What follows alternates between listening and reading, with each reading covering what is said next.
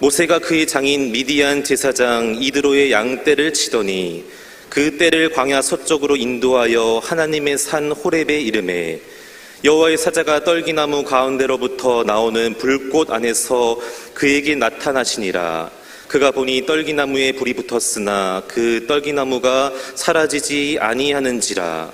이에 모세가 이르되 내가 돌이켜 가서 이 큰 광경을 보리라. 떨기나무가 어찌하여 타지 아니하는고 하니 그때 여호와께서 그가 보려고 돌이켜 오는 것을 보신지라. 하나님이 떨기나무 가운데서 그를 불러 이르시되 모세야 모세야 하시매 그가 이르되 내가 여기 있나이다. 하나님이 이르시되 이리로 가까이 오지 말라. 내가 선 곳은 거룩한 땅이니 내 발에서 신을 벗으라. 또 이르시되 나는 내 조상의 하나님이니 아브라함의 하나님 이삭의 하나님 야곱의 하나님이니라. 모세가 하나님 배웠기를 두려워하여 얼굴을 가리매 여호와께서 이르시되 내가 애굽에 있는 내 백성의 고통을 분명히 보고 그들이 그들의 감독자로 말미암아 부르짖음을 듣고 그 근심을 알고 내가 내려가서 그들을 애굽인의 손에서 건져내고 그들을 그 땅에서 인도하여 아름답고 광대한 땅 젖과 꿀이 흐르는 땅 곧 가나안 족속 헷 족속 아모리 족속 브리스 족속, 히위 족속, 여부스 족속의 지방에 데려가려 하노라. 이제 가라. 이스라엘의 자손이 부르짖음이 내게 달하고 애굽 사람이 그들을 괴롭히는 학대도 내가 보았으니 이제 내가 너를 바로에게 보내어 너에게 내 백성 이스라엘 자손을 애굽에서 인도하여 내게 하리라. 모세가 하나님께 아뢰되 내가 누구이기에 바로에게 가며 이스라엘 자손을 애굽에서 인도하여 내리이까. 하나님이 이르시되 내가 반드시 너와 함께 있으리라. 내가 그 백성을 애굽에서 인도하여 낸 후에 너희가 이 산에서 하나님을 섬기리니 이것이 내가 너를 보낸 증거니라. 모세가 하나님께 아뢰되 내가 이스라엘 자손에게 가서 이르기를 너희의 조상의 하나님이 나를 너희에게 보내셨다 하면 그들이 내게 묻기를 그의 이름이 무엇이냐 하리니 내가 무엇이라고 그들에게 말하리이까. 하나님이 모세에게 이르시되 나는 스스로 있는 자이니라. 또 이르시되 너는 이스라엘 자손에게 이같이 이르기를 스스로 있는 자가 나를 너희에게 보내셨다 하라. 아멘. 올해는 8.15 강복 80주년을 맞이합니다.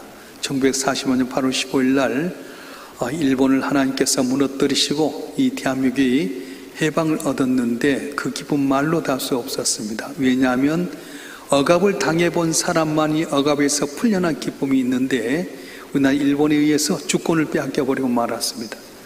말도 빼앗겼고 글자도 빼앗겼습니다. 내 이름을 그대로 쓰지 못하고 또 우리의 젊은 처녀들은 위안부로 나가서 부끄러움을 당하게 되고 우리의 젊은 청년들은 총알바지로 나가서 전쟁터에 죽고 말았습니다.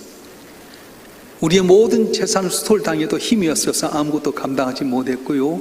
심지어는 생체 실험을 통해서 마루타를 만드는 그런 어려운 잔악한 일을 했음에도 불구하고 우리는 힘이 없어서 아무것도 할 수 없었습니다. 근데 하나님께 놀라운 기적을 통해서 이 나라가 해방이 되었기 때문에 그 기쁨을 말로 다 할 수 없는 감격 속에 받았습니다. 이 광복절을 맞이해서 우리가 기억해야 될 것은 하나님께서 모든 걸 주장하신다. 인간의 생사복, 나라의 흥망성쇠는 하나님께 있다는 것을 우리가 기억해야 된다고 하는 겁니다. 오늘 본문의 말씀은 이스라엘 백성들이 애굽 땅에서 400년 동안 종노릇을 할 때 하나님께 그들의 고통을 아시고 보고 계셔서 모세를 통해서 그를 건져내신 모습을 보여주고 있는데 하나님은 어떤 하나님이신가 오늘 본문의 말씀에 보게 되면 하나님 이스라엘 백성의 고통과 아픔을 보고 아신 하나님이라고 말씀합니다. 애굽이 가뭄으로 말미암아서 고난을 당하게 될 때 요셉이 이 바로의 꿈을 해석하고 7년 풍년 다음에 있게 될 흉년을 대비하면서 이 애굽이라는 나라가 위기 가운데 건짐을 받게 되고 부강한 나라가 됩니다. 그래서 애굽의 국무총리로 세워놓고 이제 야곱의 70명의 가정이 와서 고센 땅에서 번창하는 가운데 있는데 요셉을 알지 못하는 왕과 또 신하들이 오면서 이 요셉의 은혜를 잊어버립니다. 그리고는 그 번성했던 이스라엘 민족들을 노예 삼아서 고통을 주게 되는데 그 고난이 얼마나 큰지 오늘 본문의 말씀에 기록하고 있습니다. 오늘 본문 3절, 출애굽기 3장 7절 말씀 한번 읽어볼까요? 시작. 여호와께서 이르시되 내가 애굽에 있는 내 백성의 고통을 분명히 보고 그들의 감독자로 말미암아 부르심을 듣고 그 근심을 알고. 아멘. 그 고통을 분명히 보고, 이렇게 말씀하셨어요. 9절 말씀에도 보면 이제 가라, 이스라엘 자손의 부르심이 내게 달하고 애굽 사람이 그들을 괴롭힌 학대도 내가 보았으니, 그렇게 말씀합니다. 이스라엘 백성들이 400년 동안 노예살이를 하게 됩니다. 그런데 그들이 삶은 고단했습니다. 미래가 보이지 않았습니다. 그런데 하나님은 분명히 보고 계신다는 거예요. 그래서 분명이란 단어는 눈을 떼지 않고 주목한다는 뜻이 있습니다. 아무도 나를 안 본 것 같았지만 전능하신 하나님은 고난당하고 있는 이스라엘 백성들을 보고 계시다는 겁니다. 이스라엘 백성들의 직접적인 고난이 어떠했는가? 출애굽기 1장 14절에 나타났는데 한번 보겠습니다. 출애굽기 1장 14절 시작. 어려운 노동으로 그들의 생활을 괴롭게 하니 곧 흙이기와 벽돌 굽기와 농사 여러 가지 일이라 그 시기는 모두 엄하였더라. 아멘. 자유민에서 갑자기 노예가 되면서 그들이 일을 하게 되는데 흙으로 벽돌을 지어서 국고성을 쌓는데 거기에 맞는 대가를 받으면 괜찮거니와 대가도 충분히 받지 못하고 고난만 당합니다. 심지어는 아들을 낳으면 나일강에 던져서 민족을 말살하고자 하는 정책이 들어갔습니다. 그때 이스라엘 백성은 미래가 없어졌습니다. 오늘 고난을 어떻게 할 수가 없어서 하나님께 울부짖습니다. 그래서 하나님은 그들을 보고 계신 하나님께서 그들의 입장에 서서 그들의 상황을 이해하시고 건져주시고자 했던 겁니다. 예수도 마찬가지입니다. 죄로 말미암아서 영원히 멸망당할 수밖에 없는 죄를 바라보면서 어떻게 저들을 구원해내야 될 것인가. 그래서 예수께서는 깊이 생각하신 가운데 우리 죄를 담당해서 십자가에 못 박는 고난에 당하게 되었습니다. 우리 가운데 고통당하신 분 계십니까? 물질 때문에, 건강 때문에, 아니면 가정의 문제로, 삶의 현장 가운데 사람 때문에 많은 고난 당하십니까? 염려하지 마세요. 하나님 당신의 택한 백성을 눈여겨보고 계시고 건지신다고 말씀하셨는데 이 말씀 가운데 힘을 얻는 여러분이 되었으면 좋겠습니다. 자, 그래서 하나님은 고난당한 자기의 백성을 보고 계신 하나님이다, 이렇게 말씀하셨고요.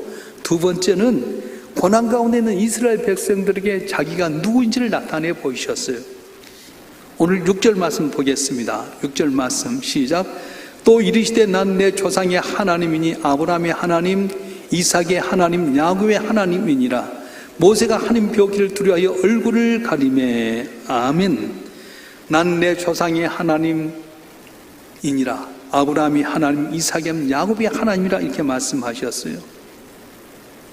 인간의 고통을 스스로 해결하지 못한 걸 알고 계신 하나님께서는 모세를 통해 자기가 누구인지를 보여주고 계시는데, 나는 아브라함의 하나님, 이삭의 하나님, 야곱의 하나님이라 하는 뜻에는 두 가지 의미가 있습니다. 첫째는 환경과 시대를 초월해서 우리 하나님이 되신다는 걸 말씀하고 있어요. 아브라함의 시대가 다르고 이삭의 시대가 다르고 야곱의 시대가 다릅니다. 문화가 다르고 사람이 다른데도 불구하고 약속하신 대로 아브라함 때 지켰던 하나님이 아들 이삭 때도 도와주시고 그 손자 야곱 때도 도와주신 하나님이라고 말씀하셨어요. 그래서 하나님은 사람과 환경과 시대를 초월해서 도와주신 하나님, 이걸 말씀해 주고 계십니다. 또 하나는 아브라함이나 이삭이나 야곱이 대단한 사람이었습니까? 깊이 들어가면 별 볼 일 없는 사람이었습니다. 아브라함 죄 가운데 살았던 불신자였습니다. 갈대아 우르라는 것이 우상을 만드는 그런 때였기 때문에 그런 장소에 불신자였던 사람이었습니다. 선택받을 조건이 하나도 없었습니다. 그런데 하나님 그를 택하셔서 불러내셨어요. 그런데 아브라함이 어떤 사람입니까? 실수투성입니다. 약속의 땅 가나안 땅까지 와서 봤더니 그 땅이 자기가 생각한 땅이 아니고 가뭄 힘들어서 어디로 내려가냐? 애굽으로 내려갑니다. 그런데 애굽 땅에서 애굽 사람이 자기 아내 사라가 너무 이뻐가지고 자기 아내를 찾이 자기를 죽일 것 같아서 이 누이 동생이라고 자기 아내를 바로에게 바쳐버렸어요. 자기 살려고 자기 아내를 바르게 팔아먹는 파렴치한 사람입니다. 약속의 말씀을 믿지 못하고 결국은 아들 얻기 위해서 하갈이라는 몸종을 통해서 이스마엘 낳던 실수투성입니다.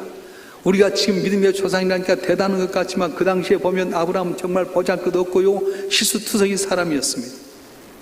이삭은 어떤 사람입니까? 이삭은 우유부단한 사람입니다. 특별한 특징이 없습니다. 그도 자기 아버지처럼 자기 아내 리브가를 블레셋 사람들 앞에서 누이 동생에서 팔아먹었던 사람입니다. 또 아주 연약해서 블레셋 사람들이 이건 우리 땅이다, 우리 우물이다 하며 힘써서 팠던 우물도 다 내놓고 도망갔던 사람. 그런데도 불구하고 하나님께서는 이 이삭을 아브라함이 약속했던 것처럼 그 아들 이삭에도 복을 주셔서 믿음의 조상이 되게 만들었어요. 이스라엘에서 장자에 대한 개념이 굉장히 중요한 나라인데 요셉보다 먼저 태어난 형이 있었습니다. 누굽니까? 에서였습니다.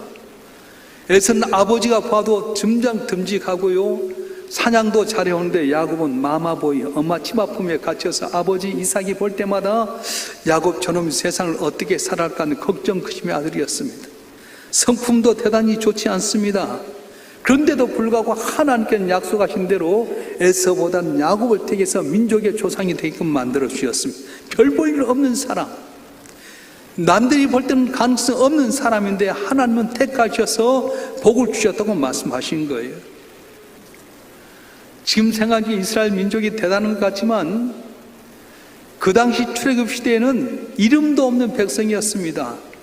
초강대국 애굽 땅에서 종도를 하면서 민족이 완전히 없어질 위기에 있는 이 민족이었습니다.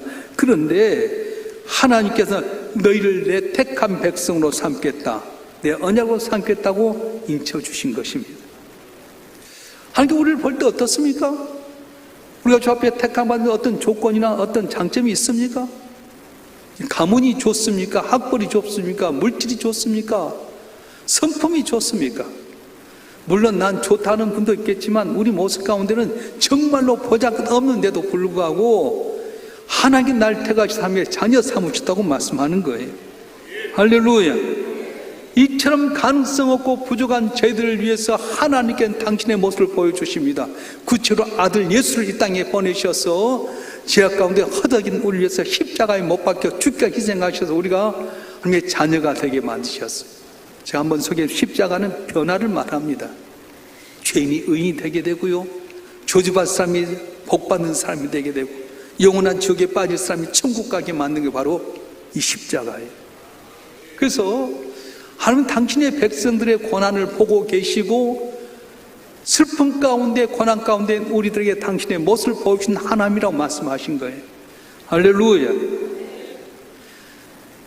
세 번째, 하나님께서 당신의 백성을 출애굽하는 것이 목적이 아니라 약속의 땅 가나안 땅까지 인도하시는 하나님이라고 말씀해 주고 있습니다.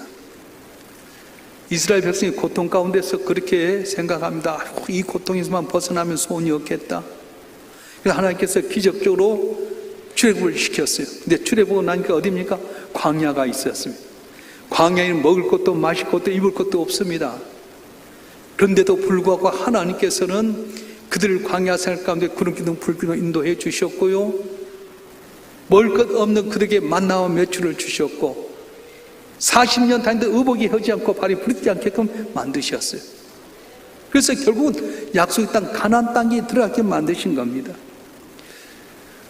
우리가 신앙생활하면서 열심히 신앙생활하고 말씀대로 사는 것 같아도 내 생활이 변화가 없을 때, 고난이 해결되지 않을 때, 여전히 내 삶 속에 고생과 눈물과 슬픔이 있을 때 정말 하나님 계시는 건가? 의심할 때 있지 않습니까? 그런데 하나님께 우리를 광야로 보내신 이유는 뭐냐 하면 애굽 땅 종되었던 곳에서 그 애굽 땅 종도를 하며 죄된 몸을 다 광야 생활 가운데 털어버리고 가나안 땅 약속의 땅까지 들어가서 하나님과 깊은 사귐이 있게 하고자 하는 목적이 있다고 하는 겁니다. 그렇습니다. 출애굽은 애굽 땅에서 벗어난 것만 끝난 것이 아니라 광야 생활을 통해서 내가 하나님의 자녀로 살게끔 만들고요, 마침내 하나님과 깊은 교제가 있게끔 만드셨다는 거예요. 이 목적을 모르면 출애굽이 어렵고 고난이 됩니다. 그래서 약속의 땅 가나안 땅까지 가고자 했던 목적을 알았던 여호수아 갈렙은 마침내 가나안 땅에 들어가서 최고의 부자, 최고의 권력자가 되었지만 출애굽만 목적했던 사람들은 광야생 불평불만하다 20세 이상 다 죽고 말았어요. 오늘도 마찬가지입니다. 돈을 벌고 난 다음에 무엇을 해야 될지 목적을 알지 못한 사람은 그 돈이 오히려 내 삶의 저주가 될 수 있습니다. 권력을 붙잡고 난 다음에 권력을 어디에 써야 할지를 제대로 알지 못하면 권력 때문에 망하는 사람이 얼마나 많습니까? 역사를 보면 다 드러나지 않습니까? 하나님께 80년 전에 이 나라를 일본에서 억압이 자유케 만들어 주었습니다. 얼마나 기쁩니까? 그런데 해방에서 벗어난 것만 목적으로 했던 사람들은, 해방위에서 주는 의미를 알지 못했던 사람들은 자기 권리와 권익을 위해서 방종과 다툼으로 말미암아 싸우다가 6.25 동란을 통해서 슬픔과 비극을 맞게 됐어요. 그래서 오늘에까지 아픔이 있는 겁니다. 많은 사람들이 통일에 대해서 이야기합니다. 근데 통일이 중요하지만 무엇을 위한 통일인가? 통일의 목적과 의미를 모르게 된다면 통일 위에 있어질 어려움이 반드시 있게 된다고 하는 겁니다. 그래서 우리가 통일도 무엇을 위한 통일인지 진지하게 살필 필요가 있습니다. 자, 그래서 오늘 본문에서는 하나님께서 당신의 고난당한 백성들을 보고 듣고 아신다. 그 고난 가운데 있는 백성들의 모세를 통해서 하나님 자신을 보여주셨고, 출애굽의 목적이 아닌 약속의 땅 가나안까지 가는 것이 하나님의 목적이고 하나님과 긴밀한 교제가 있는 게 목적이라고 말씀했는데, 그렇다면 일제 36년의 억압에서 자유케 하신 하나님의 주신 은혜를 가지고 우리가 꼭 잊지 말고 기억해야 될 것이 무엇인가를 알아야 된다는 거예요. 강복의 기쁨을 주신 하나님, 과연 우리는 뭘 기억해야 됩니까? 첫째는 하나님의 은혜였다고 하는 기억하라는 거예요. 할렐루야.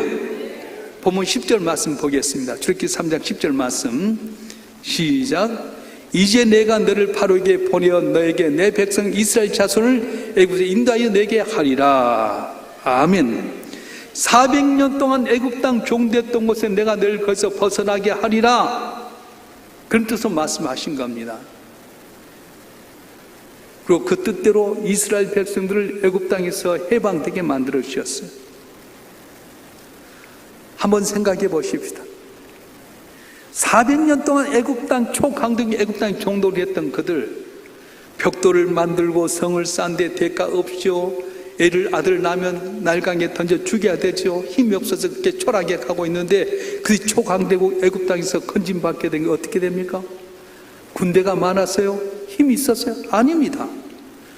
나이 들어서 힘도 쓰지 못할 모세라고 하는 80세 된 모세가 지팡이 하나 들고 가서 한 은혜로 말미암아 10가지 기적을 나타낸 것. 비, 개구리, 이파리, 악길, 독종해서 마지막 장자의 죽음까지.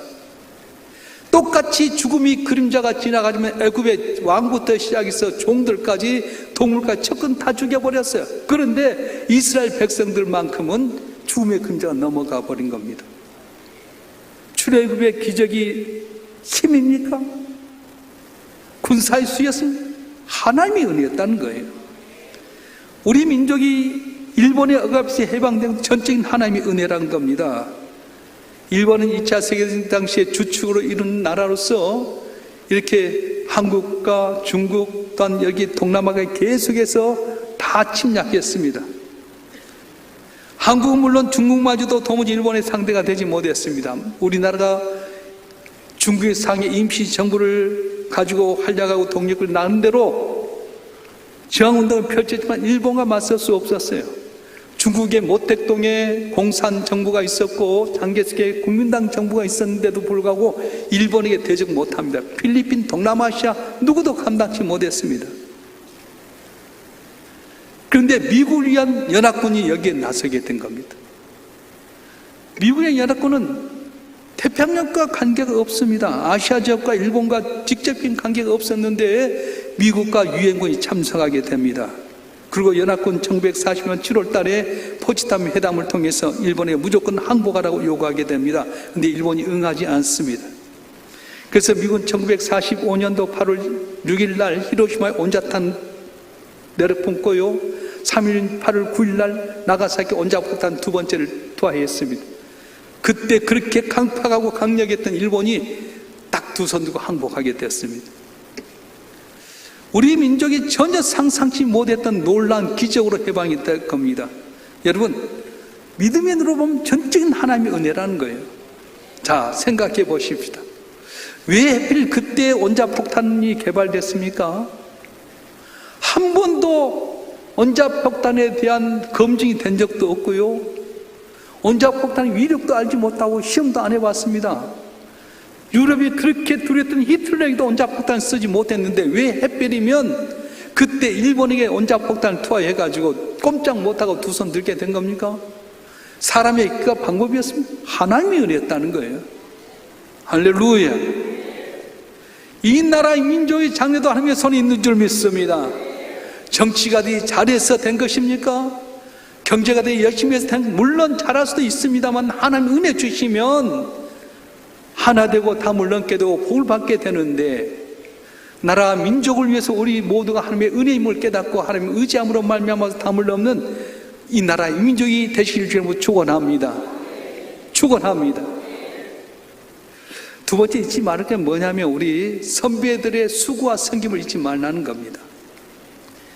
본문에 보면 모세를 애굽으로 보내게 됩니다. 자, 9절 말씀 볼까요? 출애굽기 3장 9절 말씀 시작. 이제 가라, 이스라엘 자손의 부르심이 내게 달하고 애굽 사람이 그들을 괴롭히는 학대도 내가 보았으니 이제 가라.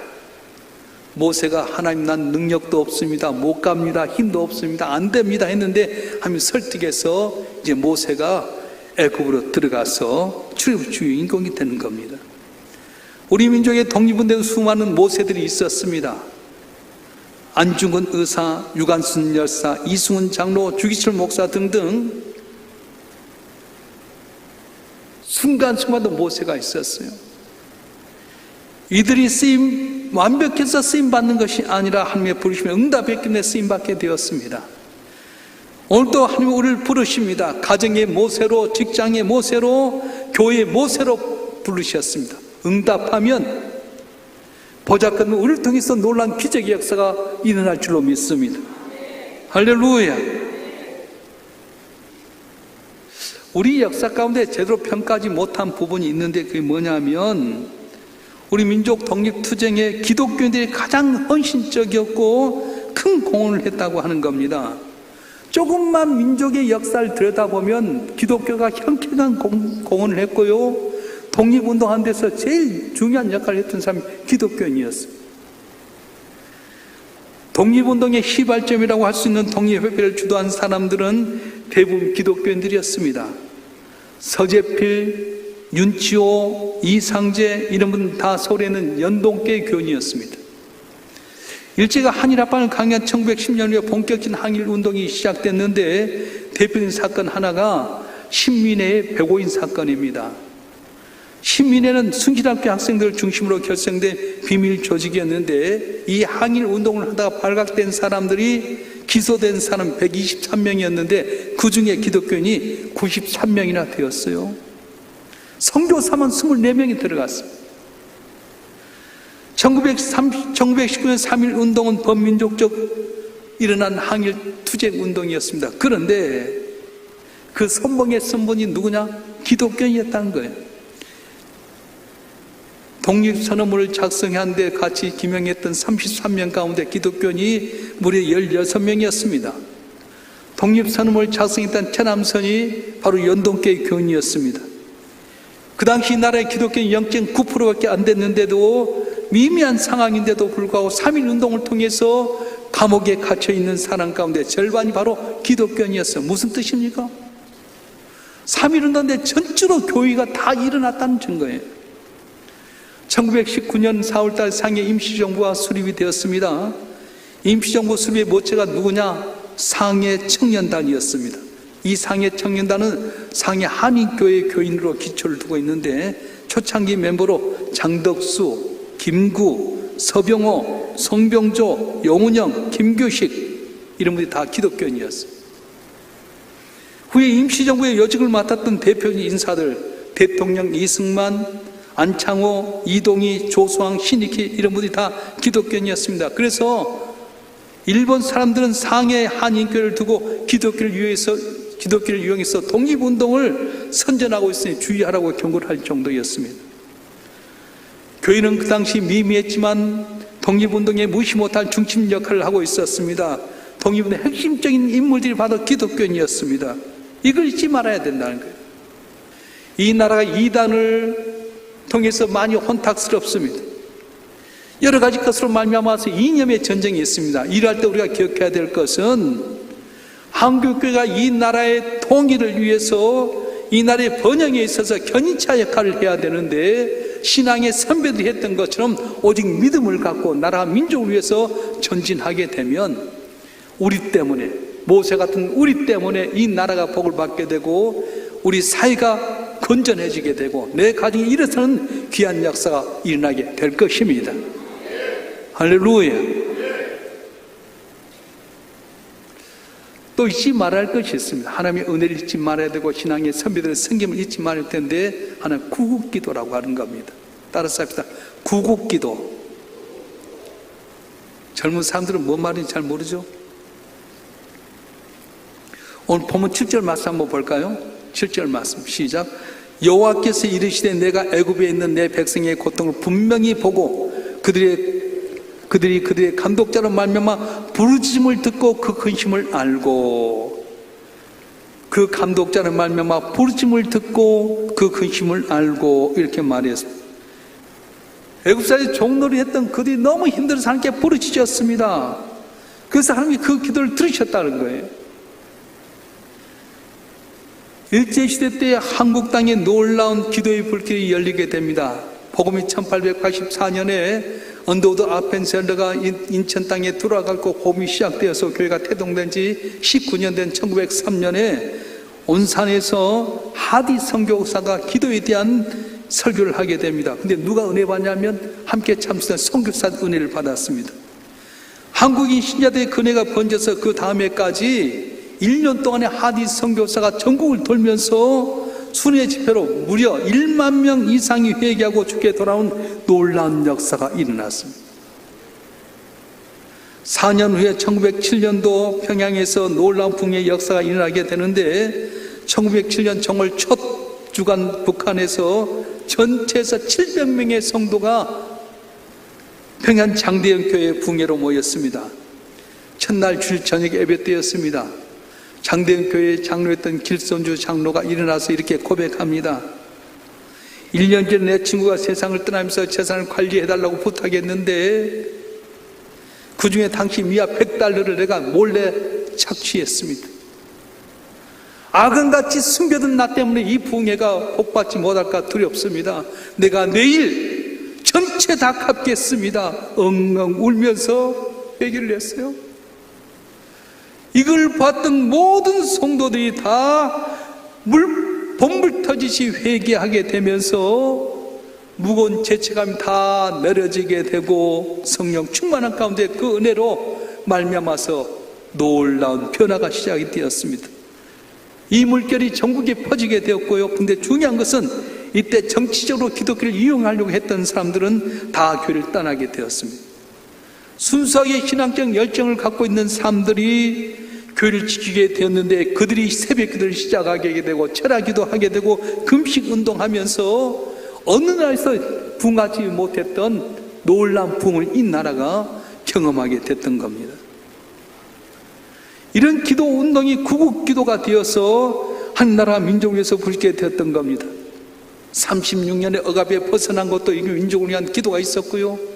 해방이 됐는데 그 다음에 6.25 통해 동란으로 말미암아서 어려움이 있을 때 교회들이 산기도 가서 철하고 금식하면 나라 민족을 위해서 기도했더니 온조받던 나라가 온조를 주는 나라, 세계 10대 경제 강국이 되는 놀라운 기적을 체험하게 된 것입니다. 우리가 이 점을 잊지 말아야 됩니다. 한국 기독교는 기도의 뜨거운 전통을 갖고 있습니다.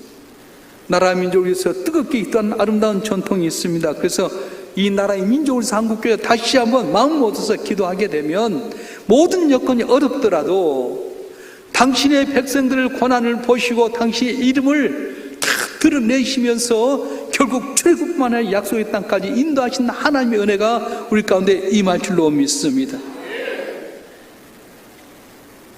강복절은 단지 과거를 기념한 날이 아니라 오늘의 삶을 새롭게 다짐한 날입니다.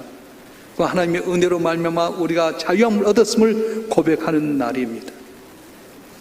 하나님의 은혜로 일제의 억압에서 자유케 됨을 깨닫고 이제는 언제나 겸손하게 그 우리에게 맡긴 사명을 잘 감당하여서 주께 영광을 돌리는 우리 성도들, 이 나라 임족이 되었으면 좋겠습니다. 기도하겠습니다.